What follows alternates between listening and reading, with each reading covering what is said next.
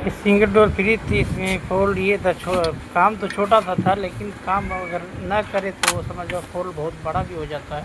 तो ऐसे में कंप्रेसर ऑन नहीं हो रहा था। ना होने का रीज़न ये था कि थर्मोस्टेट में सप्लाई तो आ रही थी, लेकिन आउट आउट नहीं हो रहे थे। हम भी पहले वीडियो सब चेक किए, कंप्रेसर तक चेक कर दिए, वहाँ पे सप्लाई नहीं पहुँच रही थी, इसलिए चालू नहीं हो रहा था। हम भी समझे कि ये लगता है थर्मोस्टेट ख़राब। वहाँ पे गए तो थर्मोस्टेट भी सही था। चेक किया, चेक करने के बाद पाया कि मेल फीमेल जो कनेक्टर होता है उसी में पानी जाके वो वायर ख़राब हो गया था। हम चेंज किए।